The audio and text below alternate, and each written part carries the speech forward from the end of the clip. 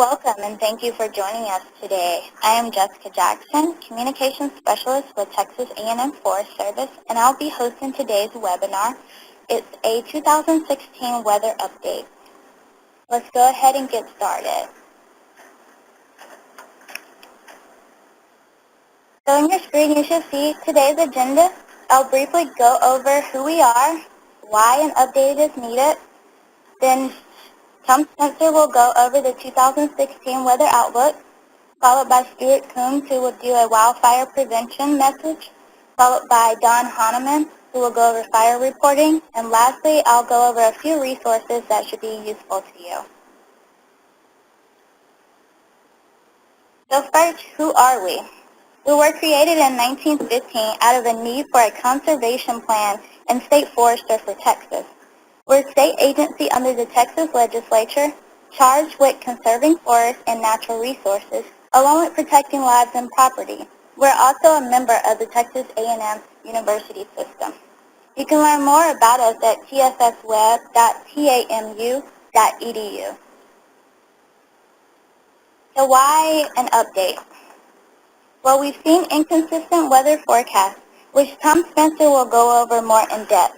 But we wanted to give you this information so you can see how this impacts fire departments, emergency management personnel, and citizens. Without further ado, I'll turn it over to Predictive Services Department Head Tom Spencer.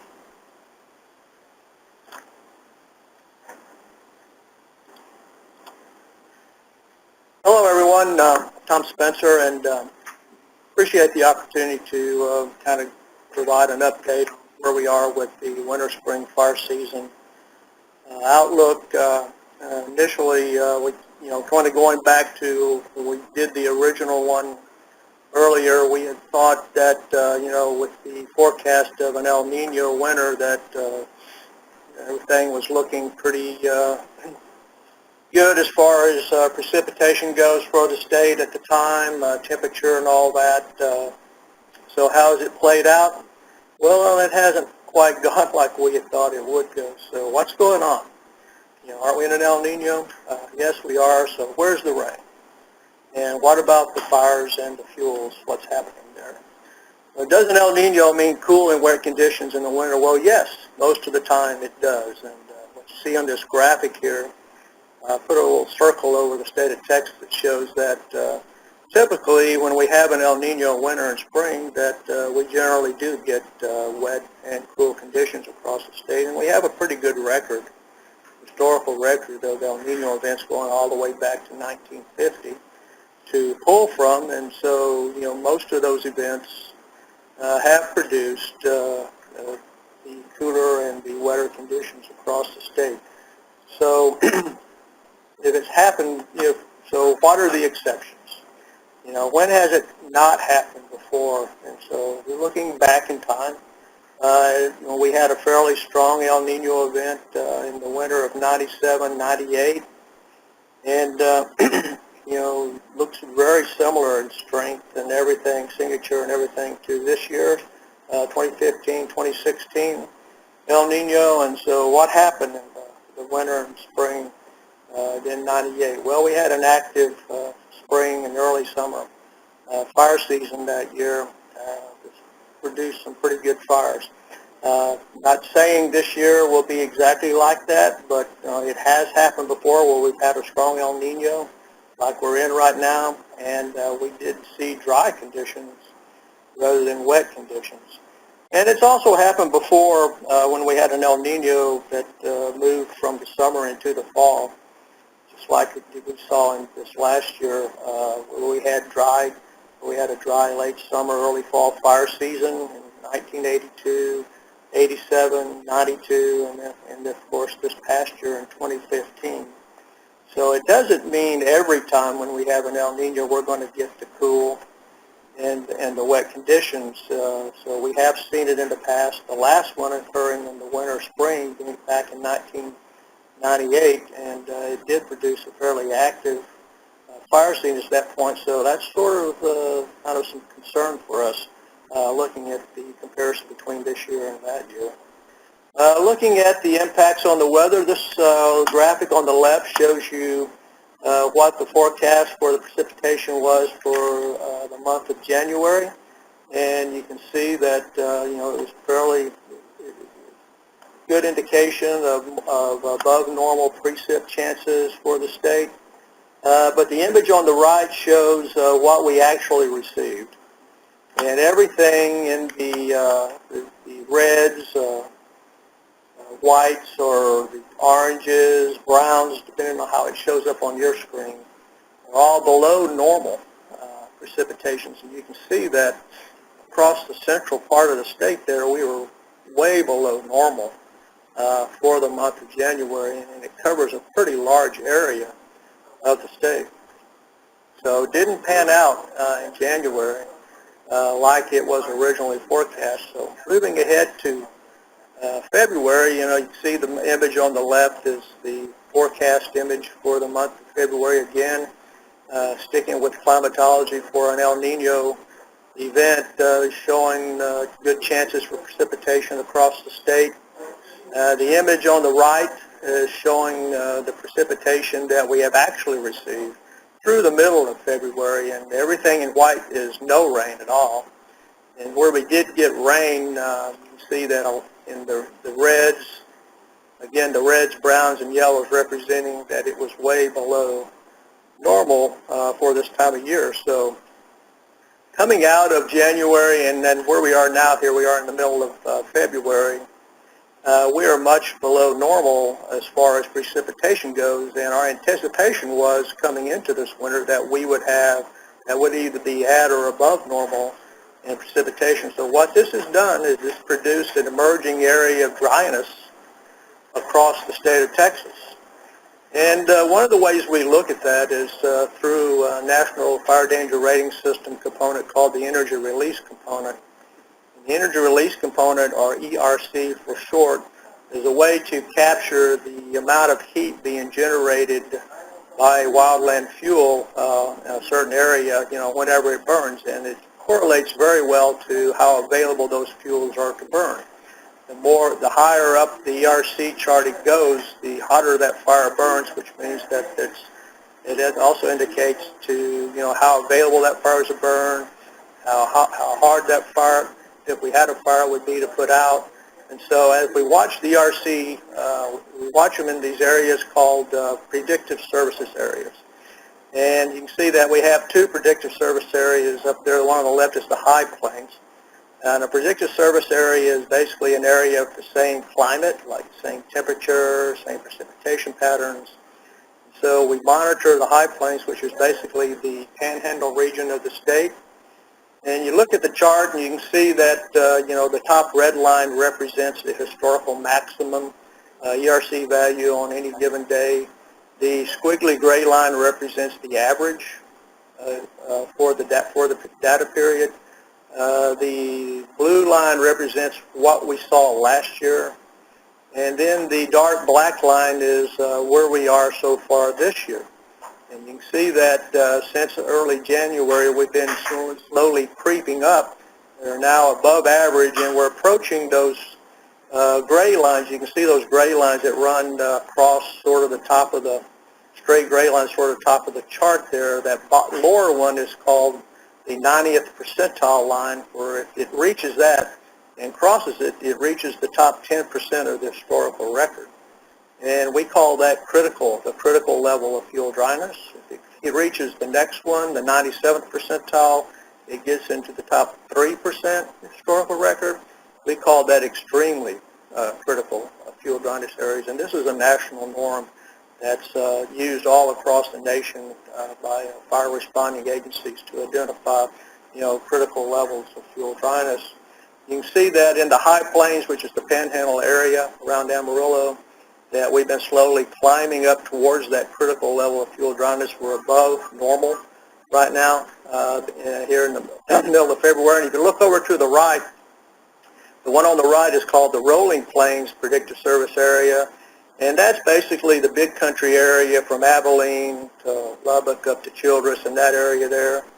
And you can see that it also has been climbing since early January, well above average. It almost reached the critical level, 90th percentile level This past week we did see a little bit of a drop, but anticipate that with the dry weather this week that might actually reach the critical levels in and around the Big Country area of Abilene. So some concerns there with this emerging dryness across the state that we're seeing some very dry fuels out there in those areas. Just want to show you what's happening with the fires. We are starting to see fires. One of the things that we did anticipate, and this is on a fire in Callahan County, which is in the southeastern part of the Rolling Plains PSA, Predictive Service Area, and it's called the Highline fire. And it started in this grass, and we anticipated that the abundant level of grass that we had across the Plains region of the state would be problematic for us this winter because it doesn't take very long for these to dry out. You could just go through a week of drying, and you could start having fires. Some of these grass fuels, especially, and when you have the heavy fuels that we see here on the right. The image on the right is the unburned area, very similar to what it burned in on the left picture. So you can see that we anticipated that possibly being a concern for us this winter. What we didn't anticipate, however, was that we would see fires burning in our timber and brush fuels. It did. This is the Highline fire, same fire, same location. The image on the left is an unburned area of timber and brush on the right, where it burnt through there. You can see all the white ash on the surface, indicating that it was burning very hot as it burnt through there. That also indicates, a higher difficulty of control. It amps up everything, the amount of resources needed to control this fire, and it was unfortunate that some homes and structures were lost on this fire as a result of the intensity and how it burned. Again, we didn't anticipate that this would be a fuel dryness fire season. It would be mostly a grass fire season, and so this is one of the reasons we wanted to update the outlook, moving forward into the spring, that now we have this added element of fuel dryness. And so update summary, looking at the long-term forecast, we showed you what the January, February forecast was, and they didn't pan out, so we really have kind of a low confidence in our long-term weather forecast right now. But since we are in an El Nino, moisture could return at any time, and there is some indications that we could see some moisture return to the state next week. That would be the last week in February. Not anything close to what is normal for an El Nino, but might put a lid on things for a little bit. Should the normal or below normal moisture continue, we would expect further drying of our fuels, possibly reaching critical levels. Fires likely harder to control, require more resources. So our advice is to be alert to active fire weather in your area under these conditions. That would be strong winds, low RH values, because it would increase the potential for large fires. One thing we do have working in our favor, fortunately, because 2015 was the wettest year on record, we do have good soil moisture across the state. And because we are still in the winter part of the year, we still have some cool temperatures. Both of those work in our favor, moving forward. But our concern is, and for the update, is that we have this emerging area of dryness now across the state that's complicated the picture moving forward. That's it.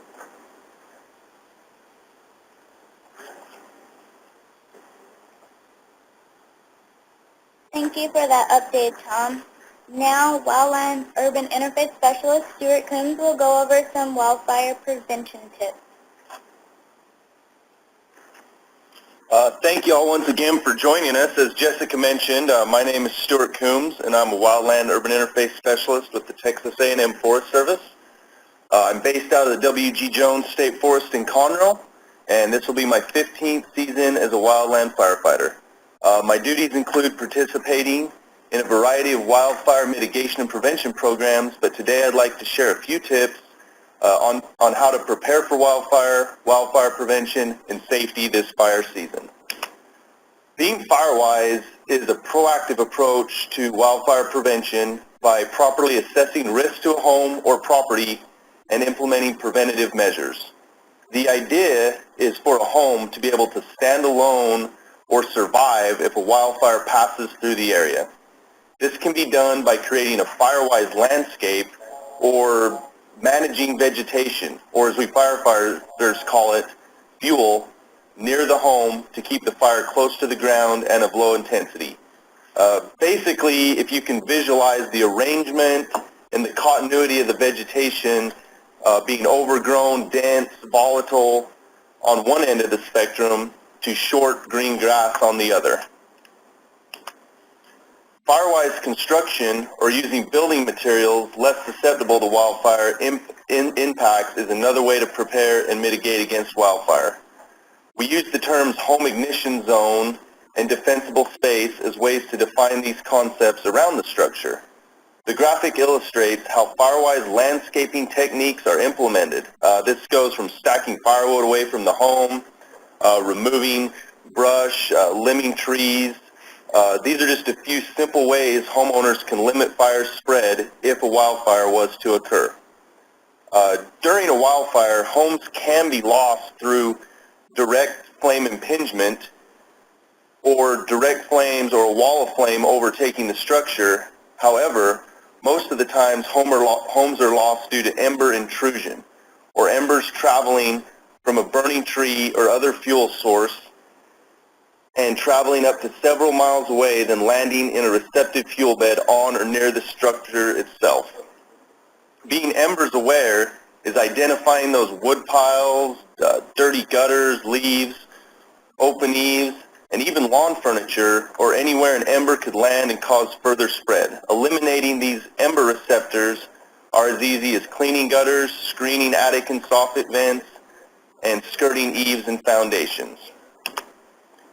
The past 3 slides show covers of 3 excellent publications we offer at our website, along with a variety of other information on how to be FIREWISE and prepare for wildfire.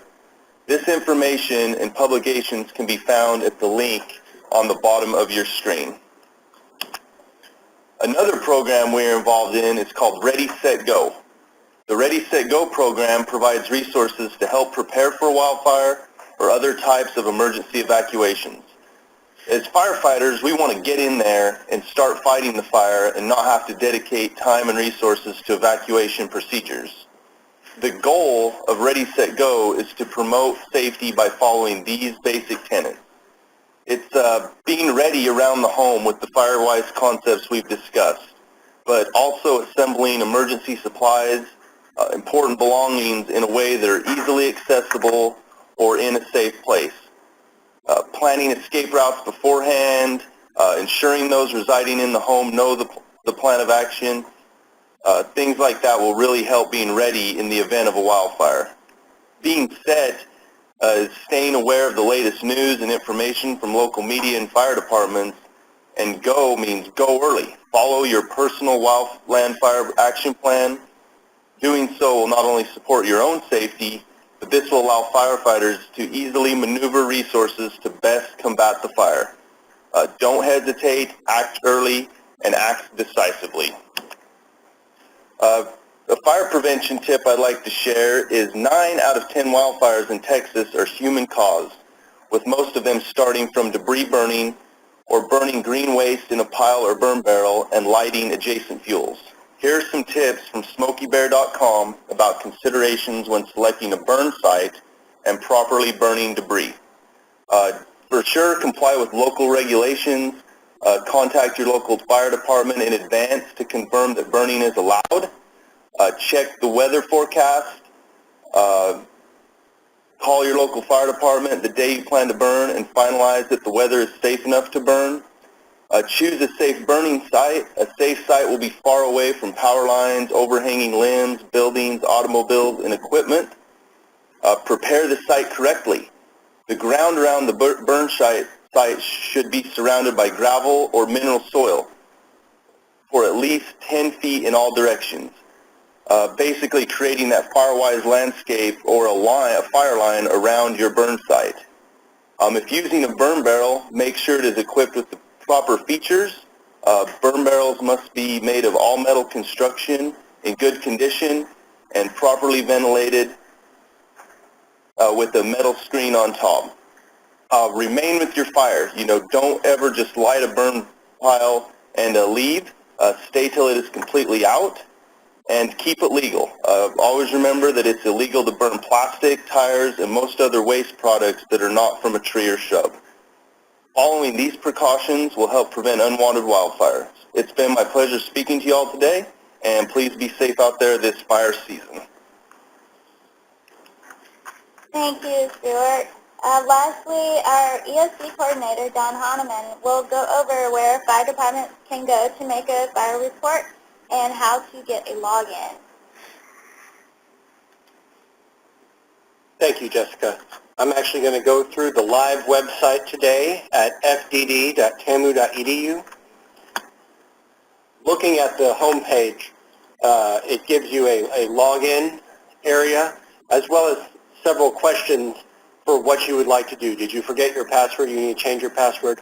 Or do you need to apply for a new account? If you click on the word apply, that is where you would go to create a new account. Simply select your fire department from the list, or if it is a new department, select new and click submit. Once you have a login, you can submit a fire report by either logging in and going directly to your My Account and the Fire Report tab and add a fire report. This will walk you through step-by-step submitting a fire report. As TFS, we're only concerned with the wildland or grass fire reports, though we do have the other response types in there for fire departments who have no other reporting mechanism. Going back to the home screen, you can also submit a fire report straight from there by clicking on Submit a Fire Report. That takes you directly into that same workflow. Why is it important to submit your fire reports to TFS? As the state of Texas, we collectively have to meet a FEMA threshold of $5.3 million before anyone within the state is eligible for FEMA assistance.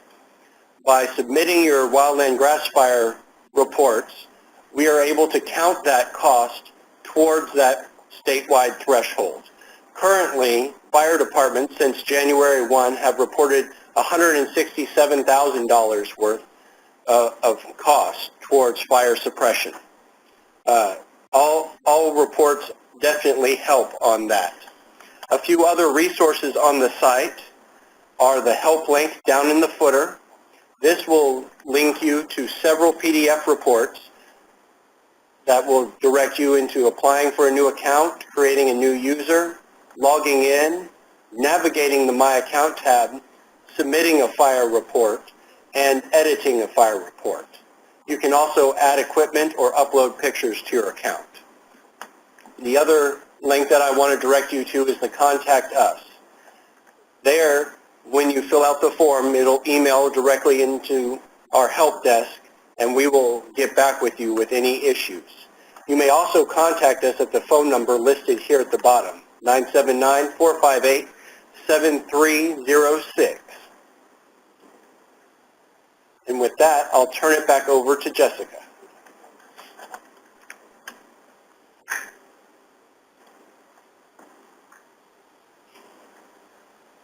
All right, well, that concludes today's webinar. Thank you so much for joining us. On your screen, you'll see a list of resources that we believe will be very useful to you. We have maps that have the drought index, dirt fire danger. These links can also take you to current wildfire information. We also love for you to stay in contact with us and stay updated with the agency. You could like us on Facebook at Texas Forest Service or follow us on Twitter. We have 2 Twitter accounts. One is TX Forest Service and the other is All Hazards TFS. On the last one, we basically send out updates on fires that are going on. And if you have any questions regarding today's webinar, you can email us at newsmedia@tfs.tamu.edu. Again, thank you for joining us, and we hope you have a good day.